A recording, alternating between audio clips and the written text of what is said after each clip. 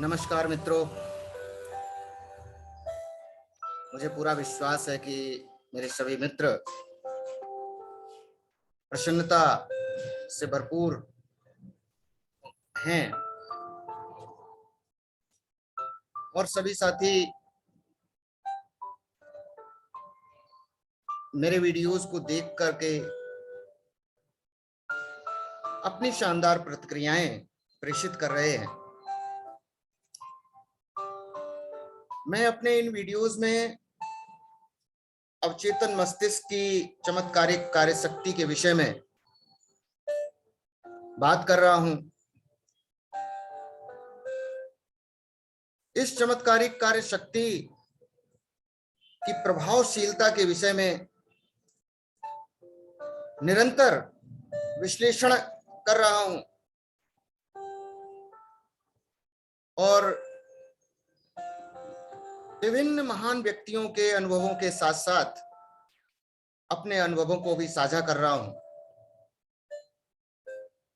और मुझे विश्वास है कि ये विषय हालांकि गंभीर है, लेकिन हम सभी की जिंदगी के लिए एक बहुत ही महत्वपूर्ण विषय है जिस पर चिंतन अवश्य करना चाहिए, जिस पर बहुत बड़े और गहन विमर्श की आवश्यकता है, क्योंकि हम सब लोग खुश रहना चाहते हैं। हम लोग अपने जीवन में महान उपलब्धियों को हासिल करना चाहते हैं। हम लोग ढेर सारा धन कमाना चाहते हैं। हम अपने जीवन को सफलता की बुलंदियों पर पहुंचाना चाहते हैं।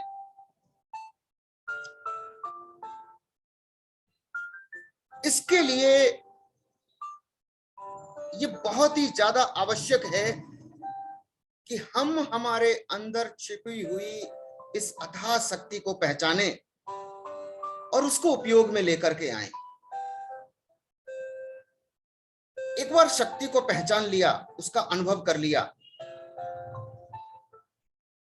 तो निश्चित ही ये हमारे लिए बहुत ही सकारात्मक परिणाम लेकर के आती है। मैंने खुद इसका अनुभव किया है और तभी मैं ये एक बहुत ही विशेष विषय के साथ में अपने सभी मित्रों के समक्ष उपस्थित हुआ हूं। तो हमारा अवचेतन मस्तिष्क और हमारी खुशी के बीच में क्या तालमेल है, आगे आने वाले कुछ वीडियोस में इस पर मैं चिंतन करूंगा। अमेरिकी मनोविज्ञान के जो जनक हैं विलियम जेम्स, वो कहते हैं कि 19वीं शताब्दी की सबसे बड़ी खोज, 19वीं शताब्दी की सबसे बड़ी खोज विश्वास के द्वारा अवचेतन की शक्ति की थी।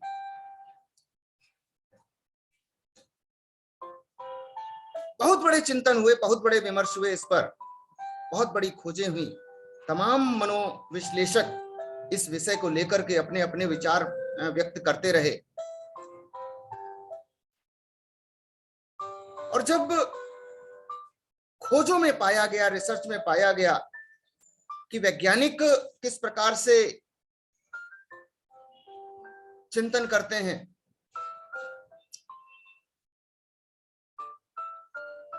बड़े बड़े व्यवसायी किस प्रकार से चिंतन करते हैं, तो उसमें ये चीज स्पष्ट हुई कि ये सभी लोग अपने अवचेतन मस्तिष्क को एक विशेष संदेश प्रेषित करते हैं जिसके माध्यम से इनको बहुत ही सकारात्मक परिणाम मिलते हैं। अन्य लोगों की तुलना में ज्यादा मिलते हैं क्योंकि इन्होंने अपने अवचेतन मस्तिष्क की शक्ति के बारे में पहचान लिया था। और प्रत्येक मानव में शक्ति का असीमित भंडार है और ये जो शक्ति का असीमित भंडार है, ये दुनिया की किसी भी समस्या को हल कर सकता है, किसी भी समस्या को खत्म कर सकता है। और जिस दिन हमें ये एहसास होगा कि हमारा अवचेतन मस्तिष्क हमारी सभी समस्याओं को हल कर सकता है, तो ये हमारे शरीर को भी स्वस्थ कर सकता है, हमारे सबसे प्रिय सपने से कहीं हमें आगे ले जा सकता है। इस तरह के स्पष्ट एहसास से हम अपनी सभी कमियों को दूर कर सकते हैं और इसके परिणाम स्वरूप हमारे जीवन में सच्ची और हमेशा रहने वाली खुशियां आएंगी। जिनका विश्वास अपने अवचेतन की शक्ति और बुद्धिमत्ता पर रहता है, वे सदैव खुश रहते हैं। जब हम अवचेतन से आग्रह करते हैं, अवचेतन से निवेदन करते हैं, अवचेतन को प्रार्थना प्रक्रिया के माध्यम से संदेश भेजते हैं, तब हम संतुलित, शांत, आराम से और बिल्कुल निश्चिंत हो जाते हैं। जब हम अपने चारों ओर प्यार, शांति और सद्भावना बिखेरते हैं, तो वास्तव में हम अपने जीवन के आने वाले दिनों के लिए एक शानदार इमारत बना रहे होते हैं, एक शानदार फाउंडेशन तैयार कर रहे होते हैं, जो हमारे जीवन में खुशियां लेकर के आती है। क्योंकि प्रकृति का नियम है, जैसा आप देंगे वैसा ही पाएंगे। ये प्रकृति का नियम है, और जब ये प्रकृति का नियम है तो फिर हम क्या करें? हमें खुशियां ही चुननी चाहिए, हमें निरंतर खुशियां ही चुननी चाहिए। We must choose happiness. Happiness is a state of mind. ये जो खुशी है, ये एक मानसिक स्थिति है। खुशी एक मानसिक स्थिति है। जीवन की सभी महान वस्तुएं सरल, ऊर्जावान और रचनात्मक होती हैं, और वे खुशहाली और प्रसन्नता उत्पन्न करती हैं।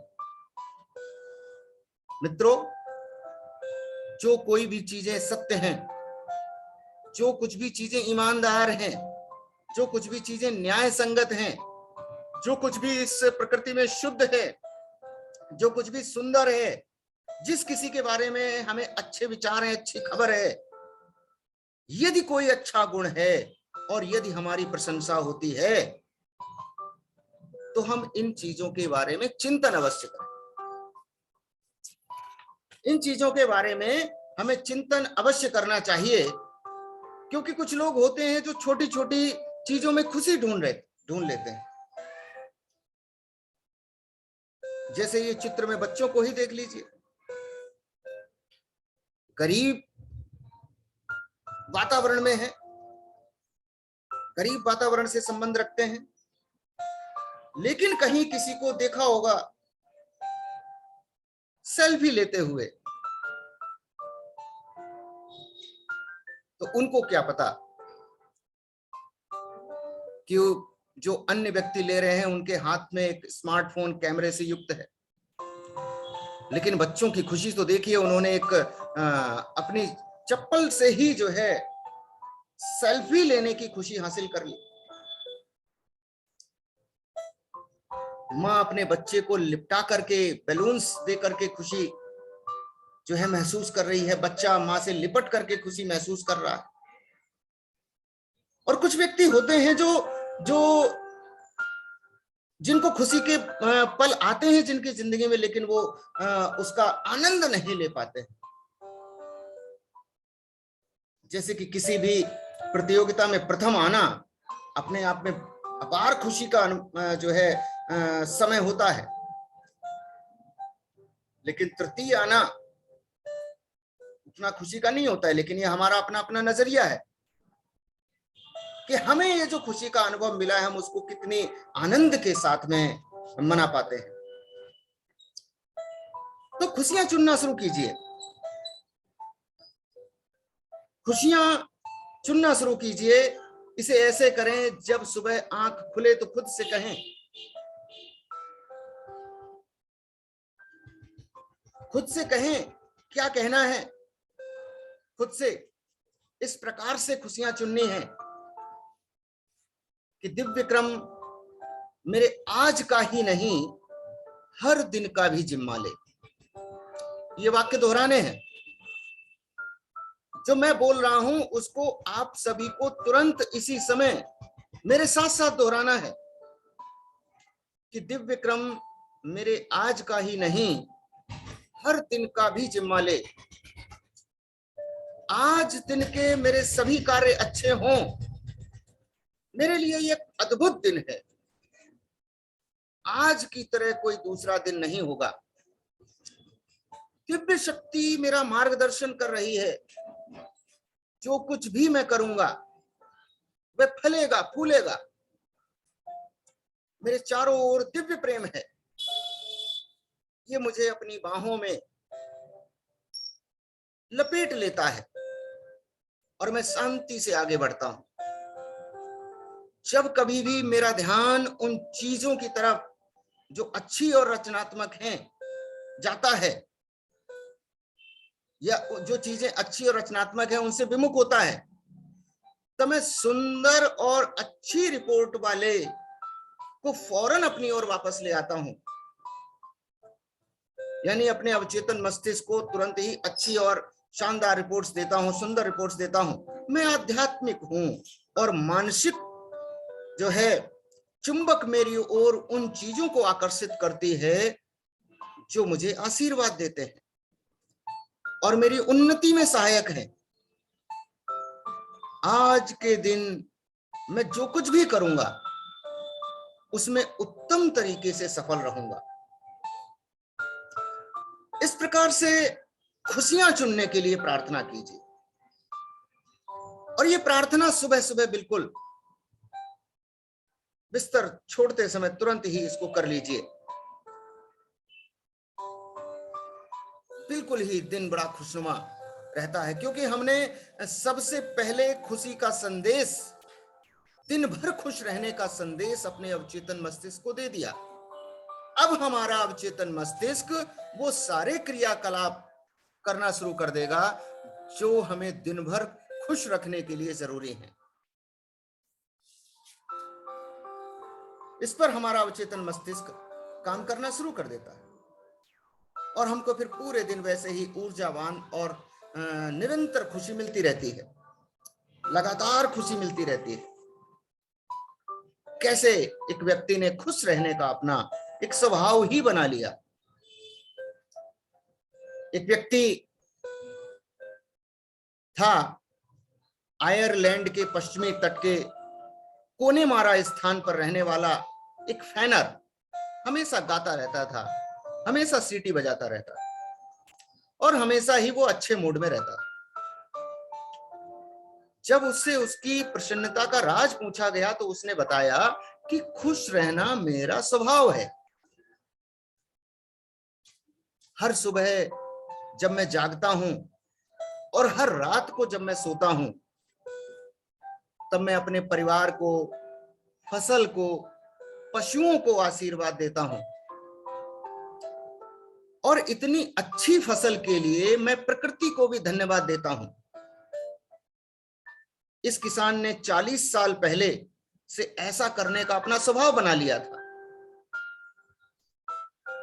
और इस बात को हम अच्छी तरीके से जानते हैं कि जिन विचारों को निरंतर दोहराया जाता है वह एक आदत बन जाती है। उसने पाया कि प्रसन्नता एक आदत है, तो हमें इस आदत को बनाए रखना है, खुश रहने की आदत को बनाए रखना है। We must desire to be happy. हमें हमेशा ही खुश रहने की इच्छा रखनी चाहिए। प्रसन्न रहने का एक महत्वपूर्ण बिंदु है। हमें ईमानदारी के साथ सच्चे हृदय से खुश रहने की कामना करनी चाहिए। और कैसे खुश रहने की कामना करनी चाहिए, वो देखिए कि एक महिला की कैसी आदत थी। वह हर रोज सोने से पहले अपनी दिन भर की खुशियों को कागज पर लिख लिया करती थी। तो एक रात उसने कुछ लिखा, और क्या लिखा वो इस प्रकार से है। हम भी इस प्रकार से अपनी खुशियों के बारे में लिख सकते हैं कि छोटे छोटे बिंदुओं पर जो है हम कैसे खुश रह सकते हैं। उसने लिखा कि मैं खुश हूं कि मेरा पति पूरी रात जोरदार खर्राटे लेता है, क्योंकि वह जिंदा है और मेरे पास है। इसके लिए प्रकृति का शुक्र है, प्रकृति का धन्यवाद है। मैं खुश हूं कि मेरा बेटा सुबह सवेरे इस बात पर झगड़ा करता है कि रात भर मच्छर खटमल सोने नहीं देते, यानी वो रात घर पर गुजारता है, आवारागर्दी नहीं करता है। इसके लिए प्रकृति का शुक्र है। मैं खुश हूं कि हर महीना बिजली, गैस, पेट्रोल, पानी वगैरह का अच्छा खासा टैक्स देना पड़ता है, यानी अब ये सारी की सारी चीजें मेरे पास है, मेरे इस्तेमाल में है। अगर ये ना होती तो जिंदगी कितनी मुश्किल होती। इसके लिए प्रकृति का धन्यवाद है, प्रकृति का शुक्र है। मैं खुश हूं कि दिन खत्म होने तक मेरा थकान से बुरा हाल हो जाता है, यानी मेरे अंदर दिन भर सख्त काम करने की ताकत और हिम्मत है। ये सिर्फ प्रकृति की ही मेहरबानी से है। मैं खुश हूं कि हर रोज अपने घर का झाड़ू पोंछा करना पड़ता है और दरवाजे खिड़कियों को भी साफ करना पड़ता है। शुक्र है मेरे पास घर तो है। जिनके पास छत नहीं उनका क्या हाल होता होगा। प्रकृति का शुक्र है मेरे पास घर तो है। मैं खुश हूं कभी कभार थोड़ा बहुत बीमार पड़ जाती हूं, यानी मैं ज्यादातर सेहतमंद रहती हूं। इसके लिए प्रकृति का शुक्र है। मैं खुश हूं कि हर साल त्योहार पर तोहफे में देने के लिए मेरा पर्स खाली हो जाता है, यानी मेरे पास चाहने वाले मेरे अजीज रिश्तेदार दोस्त अपने हैं जिन्हें मैं तोहफे दे सकूं। अगर ये ना हो तो जिंदगी कितनी बेरौनक हो जाए। इसके लिए प्रकृति का शुक्र है। मैं खुश हूं कि हर रोज अलार्म की आवाज पर उठ जाती हूं, यानी मुझे हर रोज एक नई सुबह देखना नसीब होती है। यह भी प्रकृति का मुझ पर एक उपकार ही है। जीने के इसी फॉर्मूले पर अमल करते हुए अपनी और अपने लोगों की जिंदगी सुकून भरी बनानी चाहिए। छोटी या बड़े परेशानियों में भी खुशियों की तलाश करनी चाहिए। हर हालत में उस प्रकृति का शुक्रिया कर जिंदगी को खुशगवार बनाएं। हमें सदैव प्रकृति का धन्यवाद देते रहना चाहिए। जो कुछ भी छोटी बड़ी हमें खुशी के पल मिलते हैं या कभी छोटी मोटी परेशानियां भी मिलती हैं, हर क्षण का आनंद लेना चाहिए। हर क्षण को एक उत्सव के तरीके से मनाना चाहिए। खुशियों की जीवन में खुशियों को पाने के अवचेतन मस्तिष्क के इस जो है भागीदारी के लिए इस वीडियो में अभी इतना ही।